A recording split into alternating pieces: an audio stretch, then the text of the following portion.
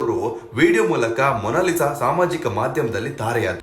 1.5 ವರ್ಷದ ಹಿಂದೆ ಮೊನಾಲಿಸಾ ಮಹಾರಾಷ್ಟ್ರ ಮೂಲದ ಫರ್ಮಾನ್ ಖಾನ್ ಅವರನ್ನ ಫೇಸ್ಬುಕ್ ನಲ್ಲಿ ಭೇಟಿಯಾದ್ರು. ಇಬ್ಬರು ಪ್ರೀತಿಸ್ತಿದ್ರು.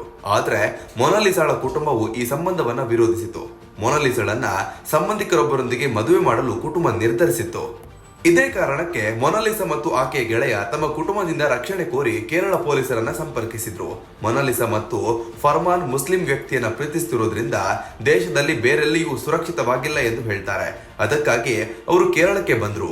ಮೊನಾಲಿಸಾ ನಟಿಸಿರುವ ಚಿತ್ರದ ಚಿತ್ರೀಕರಣ ತಿರುವನಂತಪುರಂನಲ್ಲಿ ಠಾಣೆಯಲ್ಲಿ ತಲುಪಿ ದೂರು ದಾಖಲಿಸಿದ್ರು. ಫರ್ಮಾನ್ ಒಬ್ಬ ಮಾಡೆಲ್ ಮತ್ತು ಚಲನಚಿತ್ರ ತಾರೆ. ದೂರಿನ ನಂತರ ತಂಪನೂರು ಪೊಲೀಸರು ಮೊನಾಲಿಸಾಳ ತಂದೆ ಜೈಸಿಂಗ್ ಬೋನ್ಸ್ಲೆ ಅವರನ್ನ ಕರೆಸಿದ್ರು. ಮೊನಾಲಿಸಾ ವಯಸ್ಕ ಹುಡುಗಿಯಾಗಿರುವುದರಿಂದ ಅವಳು ಯಾರೊಂದಿಗೆ ವಾಸಿಸಬೇಕು ಆಯ್ಕೆ ಮಾಡುವ ಸ್ವಾತಂತ್ರ್ಯವನ್ನ ಆಕೆ ಹೊಂದಿದ್ದಾಳೆ ಎಂದು ಪೊಲೀಸರು ತಂದೆಗೆ ವಿವರಿಸಿದ್ರು.